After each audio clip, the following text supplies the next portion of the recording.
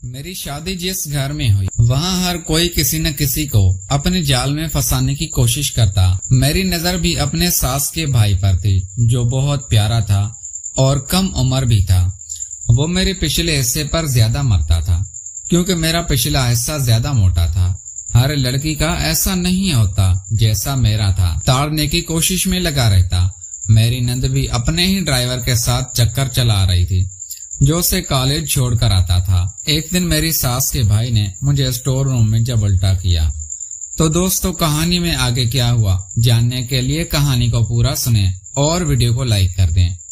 मेरा नाम नूर है, सब प्यार से मुझे नूरी नूरी कहते हैं। मैं बहुत खूबसूरत लड़की हूँ। मेरी रंगत सफेद नहीं बल्कि सांवली है, लेकिन मेरा फिगर कमाल का है। आजकल के लड़के लड़कियों की रंगत पर नहीं बल्कि उनके फिगर को देखते हैं और मैं फिगर के मामले में बहुत ज्यादा खुश नसीब हूँ। मेरा सीना बिल्कुल फिल्मों की हीरोइंस की तरह उभरा हुआ और मोटा है। आप लोग फिर भी खुद ही सोच लें, ऐसी लड़की का कौन दीवाना नहीं होगा। मैं लाहौर की रहने वाली हूँ और मेरी शादी भी लाहौर के एक अमीर खानदान में हुई है। मेरे ससुराल वाले अमीर होने के साथ साथ खुले जहन के भी हैं। इंसान जो चाहे वो कोई रोक टोक वाला नहीं है। 2 घंटे से आपने मुझे घोड़ी बनाया हुआ है। मैं अब थक गई हूँ। मेरे शोहर अपनी नई नई शादी का मजा ले रहे थे और मैं दर्द और थकावट से बेहाल हो रही थी।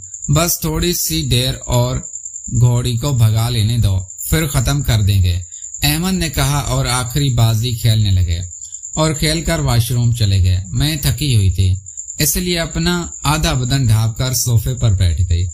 मेरी सास के भाई यानी मेरे शोहर के मामू बिना दरवाजा नोक के कमरे में दाखिल हो गए और मुझे सामने बिठाकर उनकी आंखें ऐसी फटी की फटी रह गई।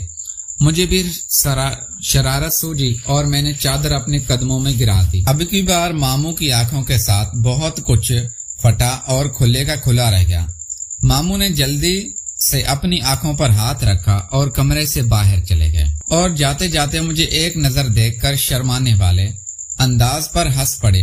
वो कम उम्र होने के साथ साथ लेकिन शर्माते बहुत थे। मैं चाहती थी कि वो शर्माना छोड़कर बेशर्म हो जाएं। अहमद वॉशरूम से बाहर निकलकर बोले, क्यों इतना पागलों की तरह हंस रही हो? बस ऐसा ही, मैंने मुस्कुराते हुए जवाब दिया। तुमने चादर क्यों उतार दी है?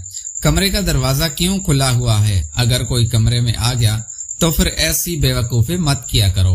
अहमद इन सब मामलों में अपने घर वालों से बहुत मुख्तलिफ थे।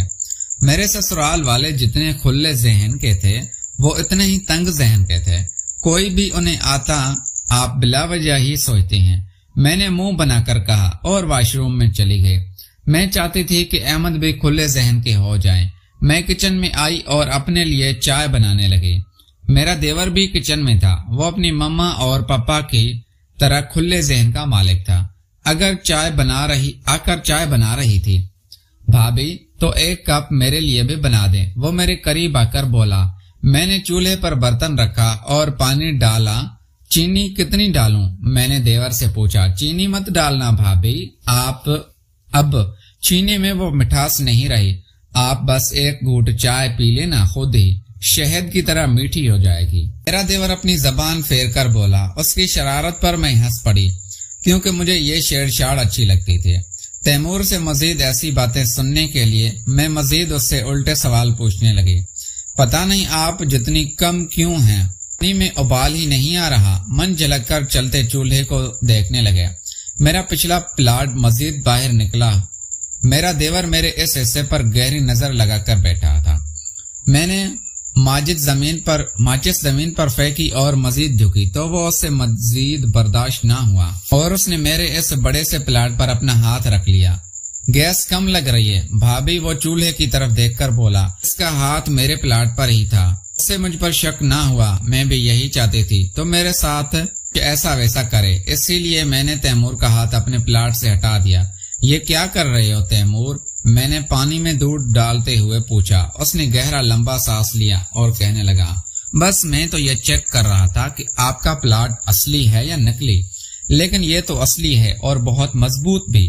काश हम भी भाईजान की तरह इतने खुश नसीब होते। क्या आपके प्लाट पर? तैमूर मेरी झुकी आंखों में देखकर बोला प्यार से।